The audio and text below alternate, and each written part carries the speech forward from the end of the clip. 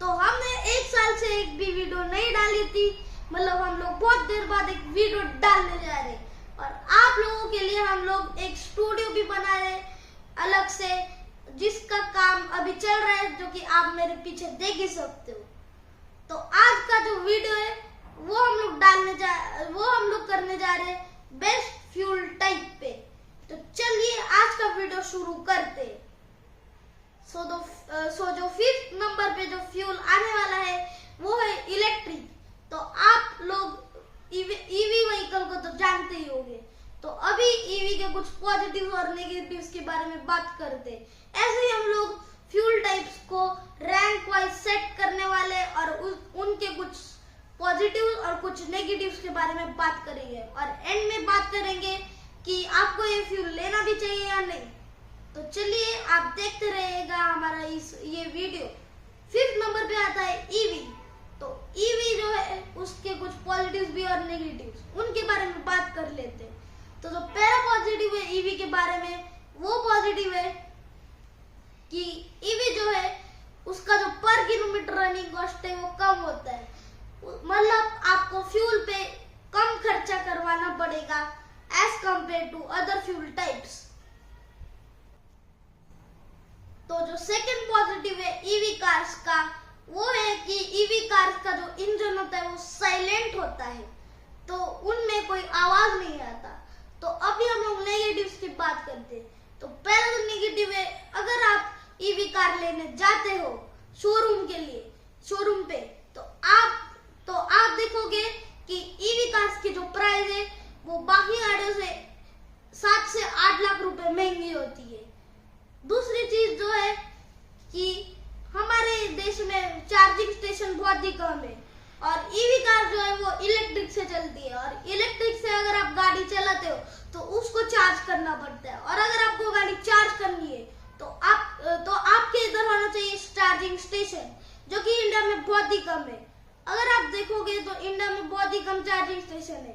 उसकी वजह से अगर आप लॉन्ग ट्रिप पे जाते हो और आपका अगर इलेक्ट्रिक जो फ्यूल है वो खत्म हो जाता है, या फिर आपका जो इलेक्ट्रिक फ्यूल है, आप गाड़ी चला रहे हो और आपका इलेक्ट्रिक फ्यूल खत्म हो जाता है, तो आप उसे चार्ज नहीं कर पाओगे और आपकी गाड़ी भी नहीं चलेगी।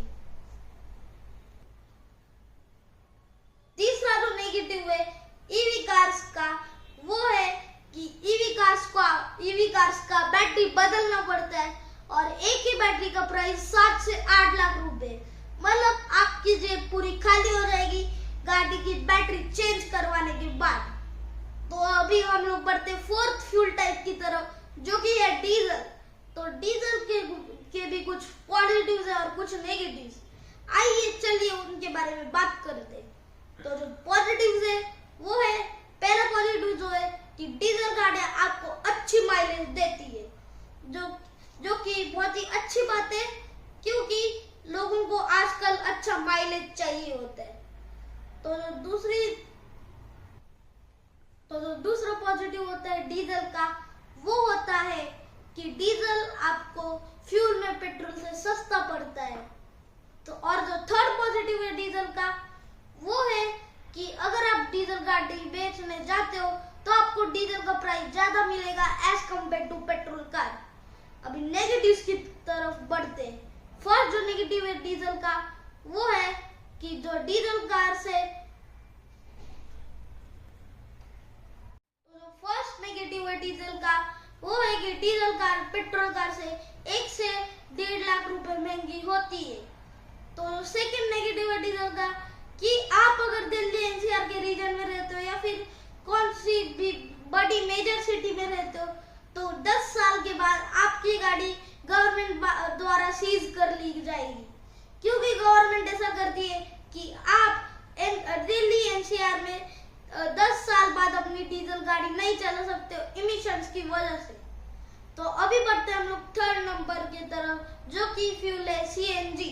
अब अगर हम लोग सीएनजी की पॉजिटिव्स की बात करते हैं, तो पहली जो चीज है वो है कि सीएनजी गाड़ियां अच्छी हमें माइलेज देती है, जो कि लोगों को चाहिए भी, इसीलिए आजकल सीएनजी की पॉपुलैरिटी बढ़ गई है। और दूसरी चीज जो है वो है कि सीएनजी का पर किलोमीटर रनिंग कॉस्ट भी कम होता है, जिसकी वजह से आप फ्यूल पे कम खर्चा कराते हो। इसके वजह से भी सीएनजी अभी ज्यादा पॉपुलर होने लगा है। तो अगर हम लोग नेगेटिव्स की तरफ बढ़ते हैं तो पहला जो नेगेटिव है कि वो है कि अगर आप सीएनजी कार्स लेते हो तो उसमें बूट स्पेस बहुत ही ज्यादा कॉम्प्रोमाइज हो जाती है। हालांकि अब टाटा जैसे ब्रांड्स और होंडा भी अपने कुछ कार्स में ड्यूल सिलेंडर की टेक्नोलॉजी यूज करने लगा है, जिससे बूट स्पेस कम जाती है। लेकिन फिर भी अगर हम लोग ड्यूल सिलेंडर भी देखा जाए, ड्यूल सिलेंडर टेक्नोलॉजी, तो भी बूट स्पेस कॉम्प्रोमाइज होता ही है। इसीलिए पहली चीज जो है नेगेटिव में वो है कि आपका बूट स्पेस कॉम्प्रोमाइज हो जाता है। सेकंड चीज जो है कि आपका माइलेज तो बढ़ जाता है सीएनजी कार में, लेकिन आपका पावर और टॉर्क बहुत ही कम हो जाता है।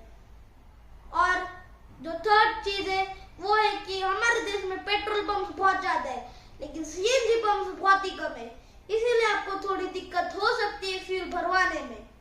तो जो सेकंड फ्यूल टाइप है वो है पेट्रोल। अभी जो पेट्रोल है वो बहुत ही ज्यादा पॉपुलर है, तो इसके हम लोग पॉजिटिव की तरफ बढ़ते हैं।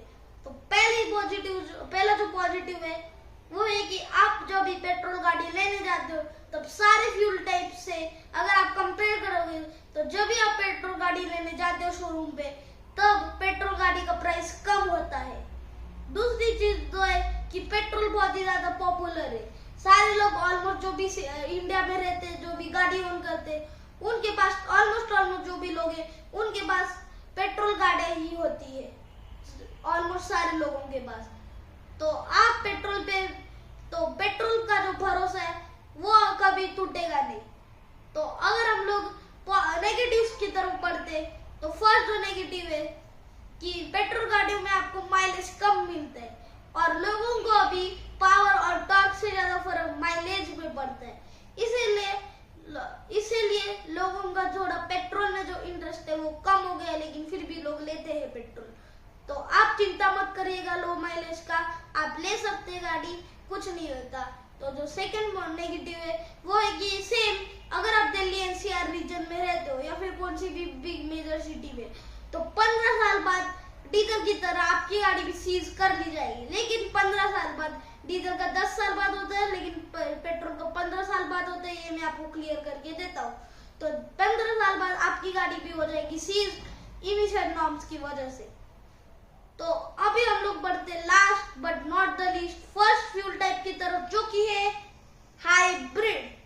तो अभी कुछ लोग मुझे कमेंट में जरूर बोलेंगे कि पेट्रोल फर्स्ट पे आना चाहिए था, लेकिन हाइब्रिड सेकंड पे आना चाहिए था। लेकिन मैं आपको समझा देता हूँ पॉजिटिव और नेगेटिव से।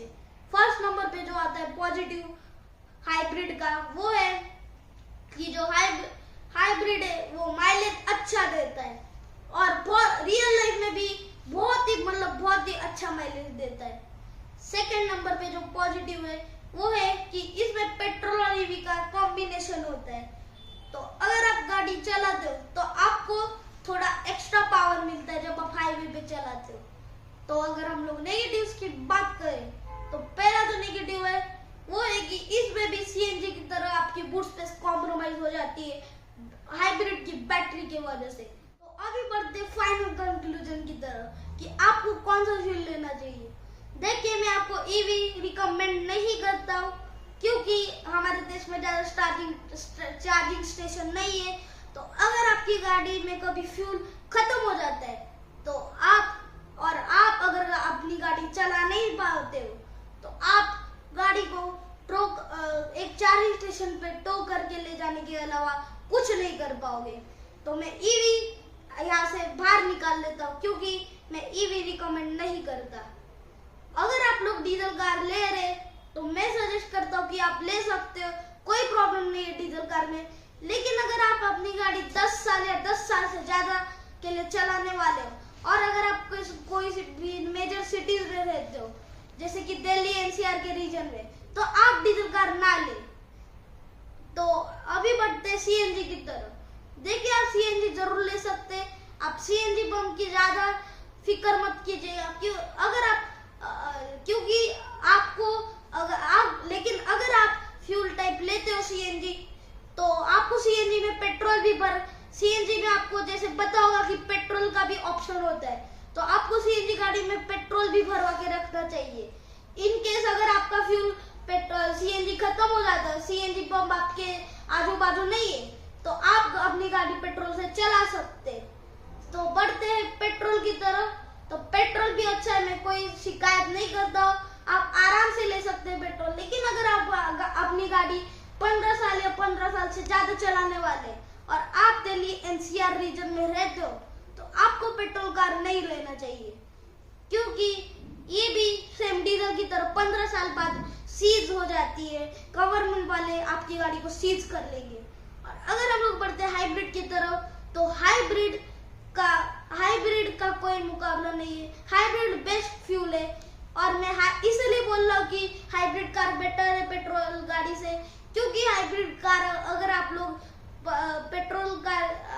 हाइब्रिड कार पेट्रोल कार की तरह अगर आप 15 साल की तरह चलाते हो या फिर उससे ज्यादा चलाते हो, तो फिर आपकी गाड़ी सीज नहीं होगी। लेकिन पेट्रोल में अगर आप 15 साल से ज्यादा तक चलाते हो और अगर आप दिल्ली एनसीआर की रीजन में रहते हो, तो आपकी गाड़ी सीज कर ली जाएगी गवर्नमेंट द्वारा।